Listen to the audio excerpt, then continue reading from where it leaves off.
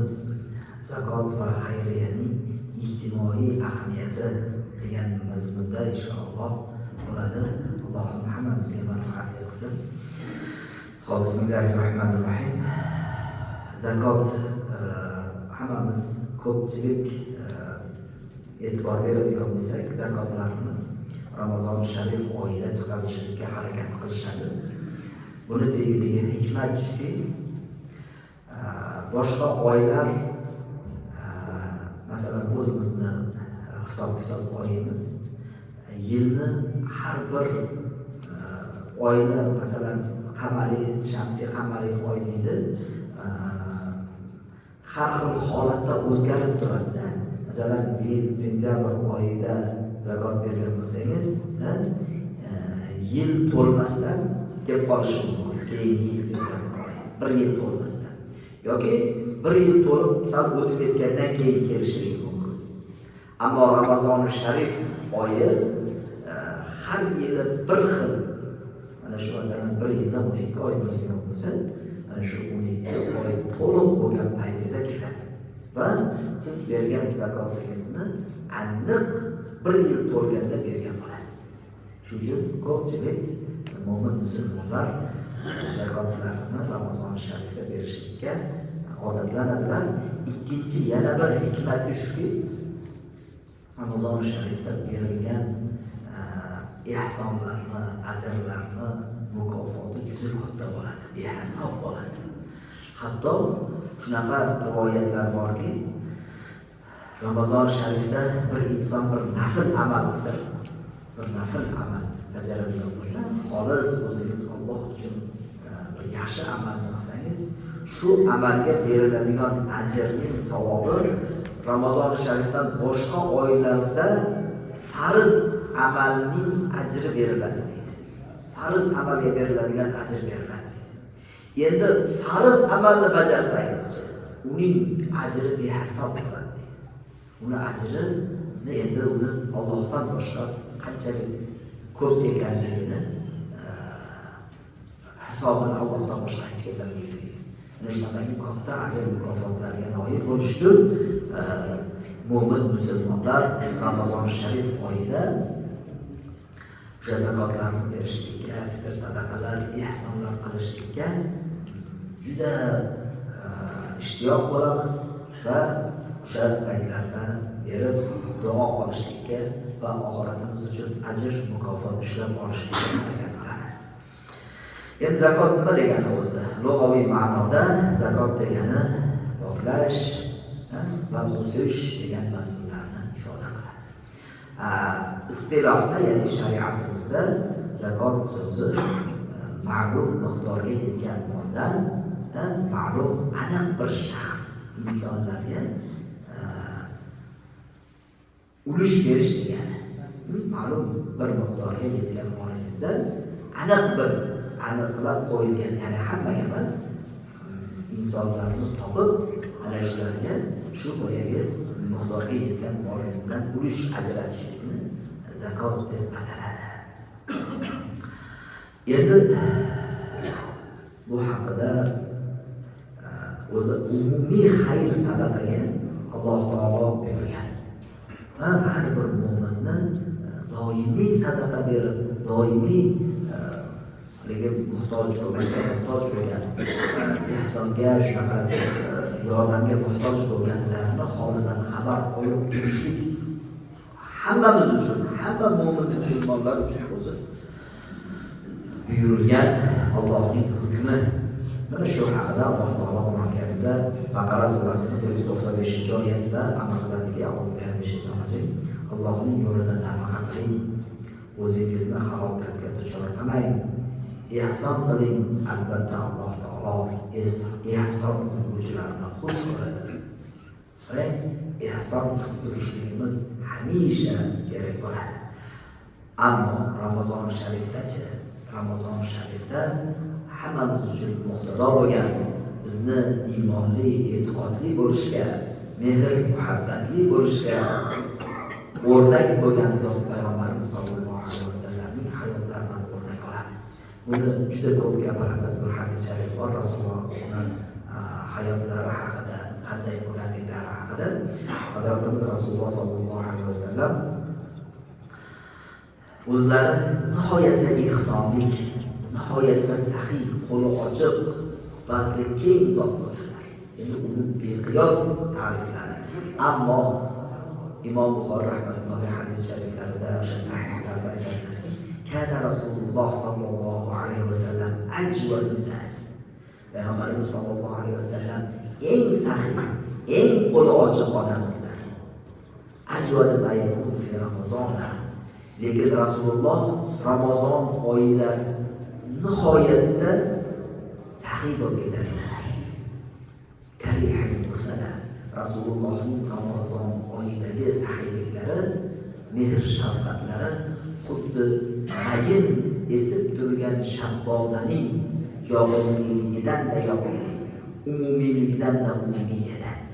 Hamma narsaga, nafaqat insoniyat, nafaqat mo'minlar, balki har bir mavjudotga Rasululloh mehr shafqat ulashar edilar Ramazon sharifida dedilar. Demak, Rasulullohning holatlaridan o'rnak oladigan bo'lsak, Rasulullohning sunnatlariga ergashadigan bo'lsak, albatta biz ham Ramazon sharifda o'zga oylardan ko'ra saxovatliroq, o'zga oylardan ko'ra mehr, muhabbatliroq, xayr ehsonga, qo'ni qo'shni, yaqin do'st, birodar, ota-ona, qavm qarindoshlarga silay rahmni avvalgidan ko'ra ko'proq bog'lab, ulardan ko'proq boxabar bo'lib turishligimiz Rasulullohning sunnatlariga amal qilishimiz bo'lar ekan. Endi azizlar, mana shunday xayrli ishlar nafaqat ma'lum bir qadam, balki davlatimiz miqyosida ham e'tibor beriladigan bir katta bir muhim vazifa hisoblanib qoldi hozirgi kunda. Masalan, aytadigan bo'lsak, hurmatli Prezidentimiz Shavkat Mirziyoyev tashabbuslari bilan ijtimoiy himoyaga muhtojlar, nogironligi bo'lgan shaxslar, shuningdek kambag'al oilalarga doimiy g'amxo'rlik ko'rsatib kelinmoqda. Buning natijasi o'laroq ular o'zlarini shu jamiyatning to'laqonli a'zolari, e'tiborsiz tashlab qo'yiladigan shaxslar ekanligi, xalqning mehr muhabbati, davlatimizning shafqatiga sazovor bo'lgan bir himoyalik insonlar sifatida o'zlarini his qila boshlayapti. Ana shu nogironligi bo'lgan shaxslar, muhtoj va ko'makka muhtoj bo'lgan shaxslar, oilalar o'zlarini alhamdulillah ana shu Prezidentimiz tashabbuslari bilan qilinayotgan tadbirlardan bahramand bo'lyaptilar va inshaalloh bunga xalqimiz ham ko'nikib o'rganib xayr saxovatga qo'llari ochilib boryapti alhamdulillah. Endi azizlar, Ramazon sharifda yuqorida aytganimizdek zakot berishlik hammani, juda ko'pchilikni diqqatiga sazovor bo'lgan holat. Buni qayerdan olindi? Buni bir dalili bormi zakot berishimiz uchun deydigan shaxslar ham paydo bo'lib qoladi. Albatta, Robbimiz zakot berishlikka o'zi Qur'oni Karimda amr qilgan, hukm qilgan. Bu amri quyidagi oyat bilan bizgacha va qiyomatgacha amal qiladigan hukm bu. Tavba surasini 103-oyatida Alloh subhanahu va taolo payg'ambarimizga amr qiladi. Allohga خذ من أموالهم صدقة تطهر بهم وتزكيهم بها. Allah amr qiladi payg'ambarimizga, mo'minlarning mollaridan, mablag'laridan zakot oling. Ana shu bergan zakotlari natijasida ular gunohlaridan poklanadilar va mollari o'sadi. Mollari yana ko'payadi. Sen mo'minlarning mollaridan zakot ol. Ular bergan zakoti natijasida mollari ko'payadi va ularning gunohlari kechiriladi. Gunohlardan poklanadi deb Alloh taolo hukm qildi. Robbimizning amri bu. Ana shu oyatga muvofiq har bir o'sha Rasulullohdan buyog'iga mu'minlar zakot chiqazadilar va bu bilan o'zlarining mollarini va jonlarini poklaydilar va ko'paytiradilar. Shu mazmunda Anas ibn Malik rivoyat qilgan hadis sharifda Payg'ambarimiz sollallohu alayhi vasallam zakotni ushbu hikmatiga alohida urg'u berganlar. Ya'ni zakot bergan odamni qanday yaxshiliklar kutadi. Shu haqida bu haqida juda ko'p oyatlar bor, hadislar bor. Shu hadislardan birini yanasini o'qib beradigan bo'lsak, Payg'ambarimiz sollallohu alayhi vasallam aytgan ekanlar: "Tuxrijuz zakata min malika fa innaha tuhratun tutahhiruka." Rasululloh aytadilar: molingizdan zakot chiqarsangiz, chiqargan zakotingiz tuhratun bo'ladi. Tuhratun bo'ladi. Tuhratun degan narsalar sizni poklaydigan, molingizni poklaydigan, pokiza mol, halol savdo deymiz. Mana shu molingizni, savdongizni, hayotingizni poklaydigan asos bo'ladi. Dori bo'ladi bular aytadigan bo'lsak. Shuning uchun molingdan zakot chiqargin, sana moling poklanadi, o'zing gunohlardan poklanasan va moling ko'payadi deydilar. Alloh subhanahu va taolo A'rof surasining 150-oyatida ham marhamat qiladi. A'udhu billahi minash shaytonir rojim. Va rahmati wasi'at kulla shay. Fasa'aktubuha lil-ladina yattaqun wa yu'tuna az-zakata wal-ladina hum bi ayatina yu'minun. Alloh taolo o'zining buyukligidan bir sizni bizga ogohlantirib aytadiki, mening rahmatim hamma narsadan kengdir. Rahmatim beqiyos kengligini Allohning rahmatidan keng narsa yo'q. Mening rahmatim juda kengdir. Lekin bu rahmatimga hamma ham erishavermaydi. Erishadiganlar bor. Ular kimlar? Shu beqiyos rahmatga sazovor bo'ladiganlar ham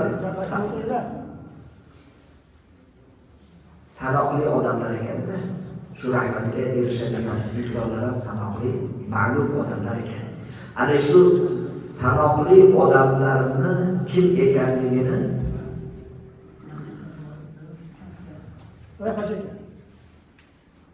eshitdim.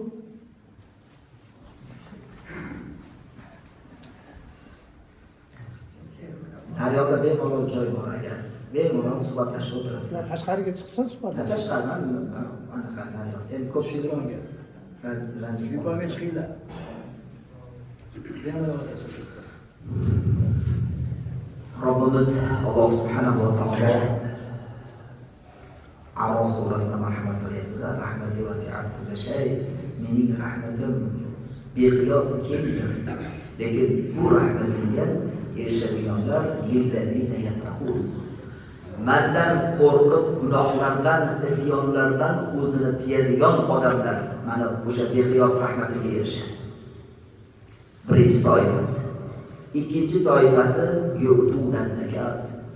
Mollaridan zakot ajratuvchilar mening rahmatimga erishadi. Wallazina hum bi ayatina yu'minun. Va mening oyatlarimga ishonib, aniq ishonib amal qiluvchilar mening rahmatimga erishadi. Bir azizlarimizdan biri shu oyatni juda bir chiroyli qilib aytgan ekanlar. Yetar rahmat suvi ko'p kavkabina. Yetar rahmat suvi ko'p kavkabina. Yetishmas qatrasi gumrohlamina. Alloh taoloning rahmati shunday ko'pki, osmondagi yulduzlarni ham qamrab oladi Allohning rahmati. Shunday beqiyos rahmatga erisha olmaydiganlar johil odamlar. Yetishmas qatrasi gumrohlarina. O'sha gumroh bo'lgan, ko'zi juda tor, gunohlardan saqlana olmaydigan, uzoqni ko'ra olmaydigan, ihson qila olmaydigan insonlar bo'ladigan bo'lsa, Alloh asrasin, uni shu Allohning shunchalik beqiyos katta rahmatiga bir qatrasiga ham erisholmay mahrum bo'lib qolib ketavergan. Alloh asrasin.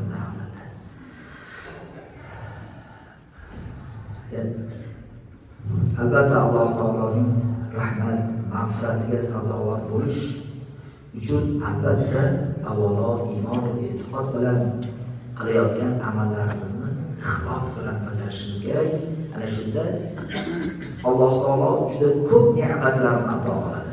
Shu ne'matlardan biri quyidagicha bo'lar ekan. Payg'ambarimiz sollallohu alayhi vasallam rahmat qiladilar. Imom Abu Dovud rahmatullohi alayhi sahihlarida, kitoblarida bayon qiladiki, hassinu amwalakum biz-zakati.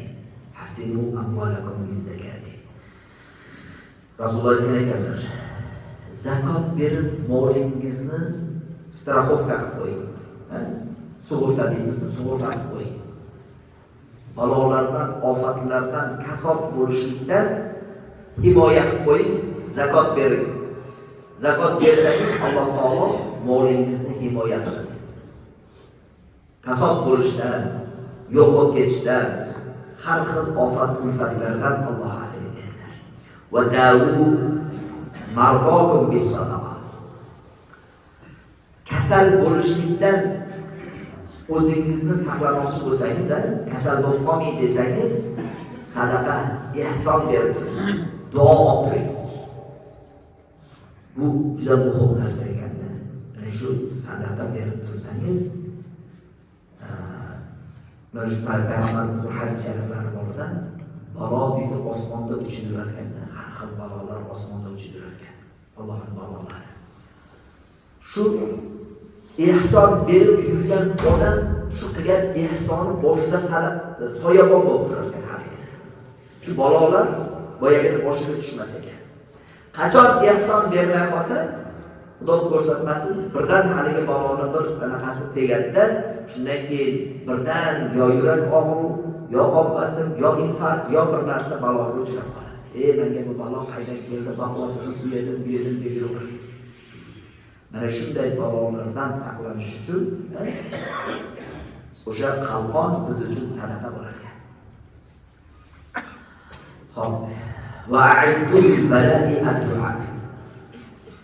Balolardan himoyalanmoqchi bo'lsangiz, duo qiling. Bolalar uydan chiqib ketayotgan paytida ota-onasining duosini olsa. Ota-onaning duosi uchib kelayotgan o'g'ni qaytaradi bizlar. Alloh taolo duoni shunaqa kuchli qilgan. Ulug'larni, kattalarimizni duolarini olib turaylik, ahli ilmlarni duolarini olib turishimiz mana shu uchib kelayotgan o'g'ni qaytarishlikka qodir qilib duoni shunaqa Alloh ne'mat qilgan. Allohning izni bilan qaytaradi albatta-yu, lekin shu duoni bir narsa Alloh taolo bir insonga beradigan ne'matini ham bir sababi bo'ladi yoki bir insonga uchraydigan balosiga ham bir sabab bo'ladi. Sababli dunyoda shu balolardan qutulaman desa, avvalo yoshlarimiz ota-onasidan duo olib turish kerak.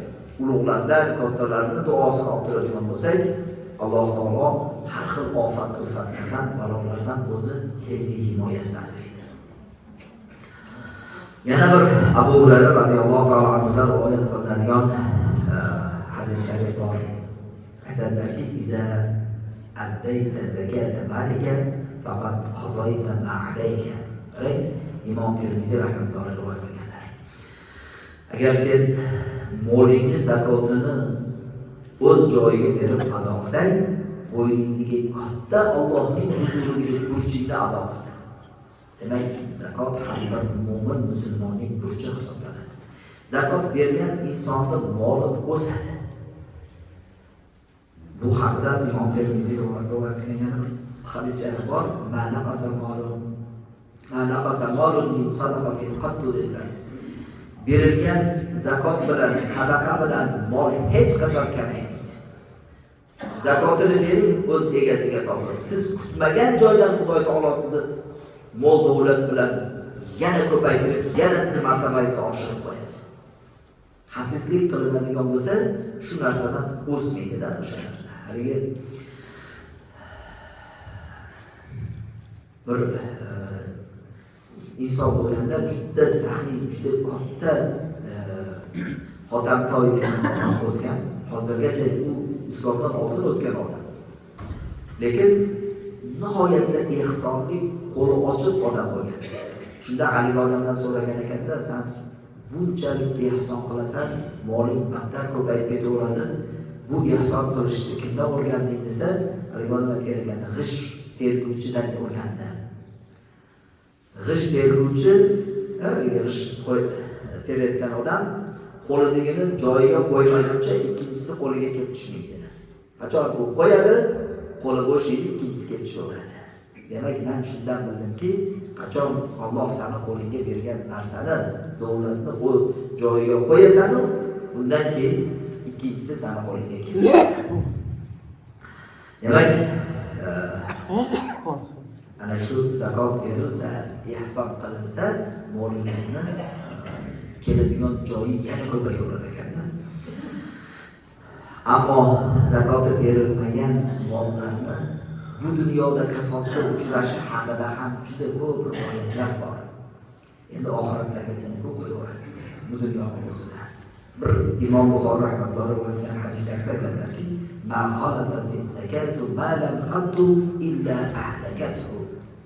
Qaysi bir insonning molida, tijorat moli bo'lsin, boshqa yig'ib qo'ygan dunyosi davlati bo'lsin, shuni ichida zakoti turgan bo'lsa, ya'ni zakotni ajratib o'z egasiga, kambag'al g'ariblarga bermagan bo'lsa, albatta u mol halok bo'ladi.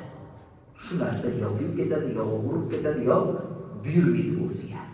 U halok bo'ladi deb Payg'ambarimiz sollallohu alayhi vasallam aytgan ekanlar. Demak, azizlar, zakot beradigan odamlar haqida ham gapiradigan bo'lsak, zakot beradigan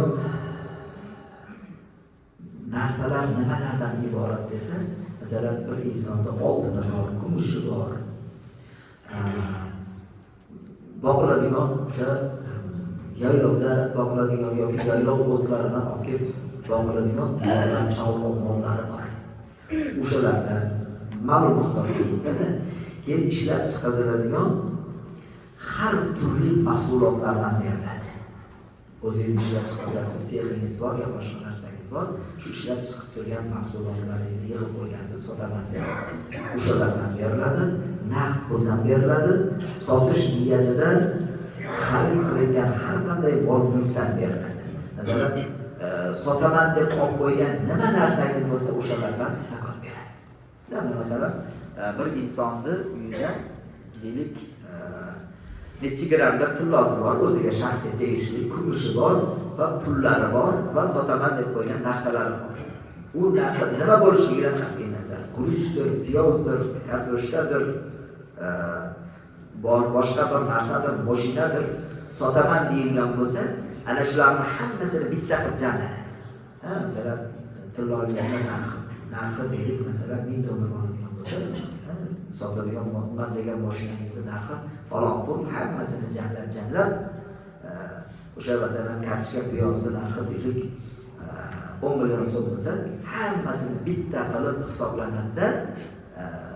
Umumiy summani chiqarib olasizda, umumiy summadan 2,5% ajratasiz. 2,5% bu Allohning haqqi bo'ladi.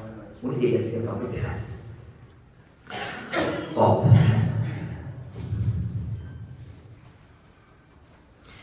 Lekin zaruriy ehtiyojga kiradigan mol-mulklar berilmaydi. Mana masalan, o'zingiz yashab turgan uy, minib yurgan mashinangiz, hojat degan. Qanchalik qimmatli narsalaringiz bo'lsa ham, deylik masalan gilammi, boshqa narsani o'zingizni hojatingizga yarab ishlatib turgan bo'lsangiz, undan bermaysiz. Yoki masalan mana uy qurib qo'ygansiz, bolam uchun, o'g'lim uchun, falonchi uchun yoki o'zim yashayman kelajakda deb sotish niyatida bo'lmagan uy joylar bo'lsa ham berilmaydi. Ammo sotish niyatida, tijorat niyatida, Xudo xolasa hozir olib qo'ying, bir kun sotib olaman deb niyatda pul kerak bo'lib qolsa sotaman degan niyatingiz bo'lsa, undan berasiz. Hatto mana masalan bir kvartira olib qo'ygansiz, narxi yaxshi ko'tarilib qolsa sotaman degan niyatingiz bor, unga ijaraga odam qo'yib qo'ygansiz. O'sha ijaraga odam qo'yib qo'ygan bo'lsangiz, shu ijaradan chiqqan puldan ham o'sha uyni narxidan ham berasiz. Mashinalar ham xuddi shunday. Mana masalan, arendaga mashina bergansiz, yo beraman deb olib qo'ygansiz, ulardan ham beriladi. Hammasini jamlanadi.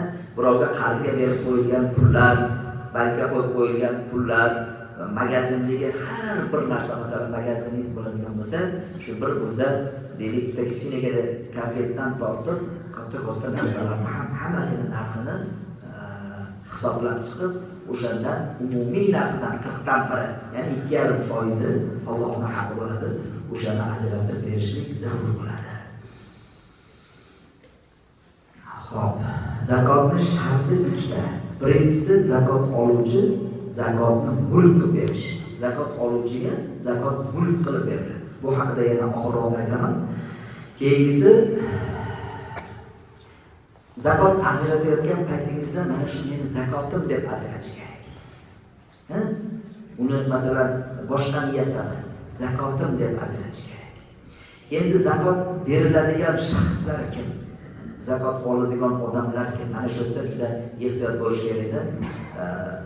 Zakotni berayotgan paytda mulk qilib berish kerak deyilgan. Mulk degani bir inson ana shu zakotga loyiq insonni topish kerak edi. Bu odam Qur'oni Karimda Alloh taolo 8 turini aytgan. O'shani 8tasidan doimiy hayotda bo'lib turganlari, ya'ni faqir va miskin deydi. Faqir odam mol davlatini, masalan, kiyib yurgan kiyimi, hammasini ishlatib turgan, masalan, oziq-ovqat uchun ishlatib turgan kosa piyolalari, ko'rpa to'shaklari, uyini narxini hisoblaganingizda zakot miqdoriga yetmaydigan odamni faqir odam deydi. Hamma narsasini hisoblasangiz ham zakot miqdoriga yetmaydi. Uni faqir odam. Miskin degani hech narsasi yo'q, uyi ham yo'q. Mana shunaqa odam bo'lsa, o'shani miskin deydi. Keyin uchinchisi fi sabilillah ham deyilgan. Fi sabilillah degani, nazar endi qadimda odamlar shunaqa bo'lganda, uzoq yurtdan kelyapti, qaroqchi mollarni urib ketib qolgan. Qaroqchi mollarni urib ketib, safarda musofir bo'lib, o'zi hajga ketayotgan odamlar bo'lgan. Keyin hali qaroqchiga narsasini oldirgandan keyin na uyiga qaytarmay, na hajga borolmay qolib ketgan odamlar. Shunga o'xshagan shu ma'nodagi odamlarni fi sabilillah deydi. Hozirgi kunda ulamolarimiz fi sabilillah deb talabalarni aytadi. O'sha yo'lda, chunki talabalar xolis Alloh uchun ilm o'rganib, ilmni elim uchun, xalqim uchun, vatanim uchun, o'zim uchun bir manfaat tegsa deb yurgan talabalarimiz. Bu talabalarni azizlar qo'llab-quvvatlash, shu talabalarni qaysi bir mazmundagi talaba bo'lishligidan qat'iy nazar, ularga zakotimizni, ehsonimizni beradigan bo'lsak, juda katta ajrga ega bo'lamiz.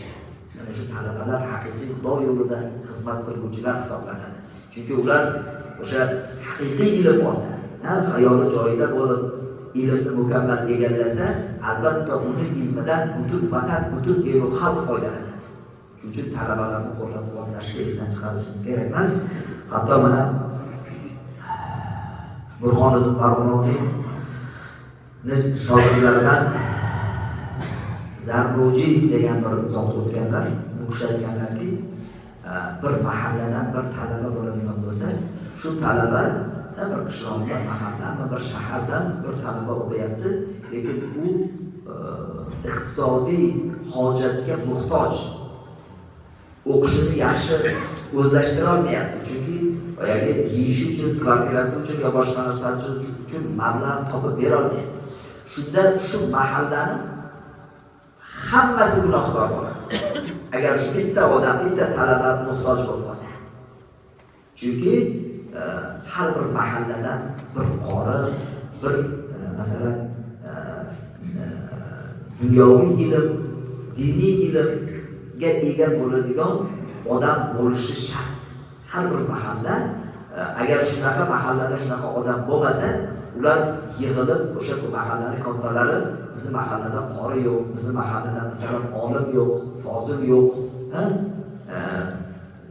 Demak biz shu mahallamizni ichida kimnidir farzandini o'qitishimiz kerak deb pul yig'ib, haligini o'qitishligi farz kifoya deyiladi.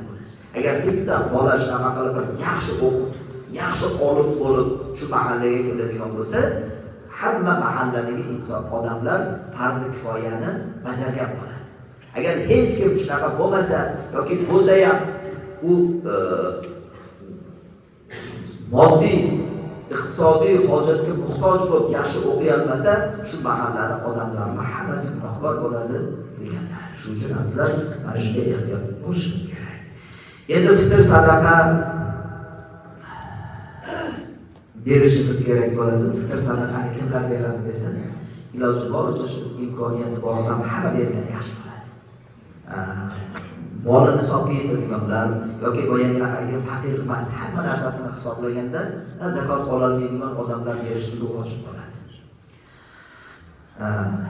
Kambag'allar bersa katta savob bo'ladi, lekin buni berishlikni ba'zi ulamolar hammaga vojib degan. Masalan, farzandlarimizga chiqaramiz, bo'laklarimizga ham, hammaga, masalan, oila boshi o'zini oilasini hammasiga berish kerak. Agar kuchi yetadigan puli bor odamlar bo'lsa, Alloh o'zi beraveradi-yu, ammo go'daklarimiz, yosh farzandlarimiz bo'ladigan bo'lsa, hatto beshikligisiga ham o'sha fitr sadaqasini berishligimiz kerak bo'ladi. Endi fidya bilamiz, o'sha anaqaga muhtoj odamlar fidya beradi. Endi zakotni yoki shunaqa fidyalarni azizlar juda ehtiyot bo'lishimiz kerak. Noma'lum odamlar borda, haligi chet davlatlardan turib shot tashlab, mana shu shotga zakotlarini o'tkazgan odamlar bunday bo'lyapti degan ba'zi bir videolarni tashlab yoki ba'zi bir shunaqangi gaplarni gapirib, mana shunga tashlanglar desangiz, u shotga tashalgan birinchidan o'tmaydi zakot. Va yuqoridagi taklif qilib berish kerak. Qachon siz zakotdan qutulasiz? Qachonki shu muhtoj odamni topib, mana bu zakotim deb qo'liga berishingiz kerak. Muassasalarga, masalan, ba'zi bir qurilayotgan masjid qurilishiga yoki shunga o'xshagan narsalarga, umumiy jamg'armalarga bergan o'rni bo'lmaydi. Zakotni bitta boshqa beriladiganlardan farqi shuki, shu insonni o'zini topib berasiz yoki vakiliga berasiz. Ya'ni masalan mana masjid imomiga bersangiz, masalan, mana shu insonni, mana zakotim, sen vakilsan, shuni haqiqiy muhtoj odamga topib bergan sani oldiga haqiqiy keladi deb bersangiz, siz qutulasiz, vakilga bergan bo'lasiz. Bu Alloh taoloda ham omil zakot deydi, Qur'oni Karimda ham kelgan. Yoki haqiqiy ishonchli bir ahli ilmga yoki shunaqangi ishonchli bir insonga mana shu zakotim senga har kim kelib turib sendan so'raydi, shuni holatini o'rganib bergin desangiz, unda ham qutulasiz. Ammo boyagidagi chetdagi shotlarga yoki noma'lum byudjetlarga o'tkazib yuborganingiz bilan zakotdan qutulmaysiz. Shuning uchun ikkinchidan yana u siz deylik, mana shu chetda kelgan haligi shotlar, ba'zi bir mana internetda tarqalayotgan falon yurtda buncha qiynalib yotibdi odamlar, falon yurtda mana bunaqa bo'lyapti degan joylarga o'tkazsangiz, avvalo zakotingiz o'tmasligi aniq o'rniga tushmasligi. Ikkinchidan, balki siz ba'zi bir yomon tashkilotlarni, terrorist tashkilotlarni moliyalashtirgan ham bo'lib qolish xavfingiz bor. Shuning uchun har xil hiyla bilan musulmon davlatlarga shunaqa holatni mujassam qilishlari mumkin.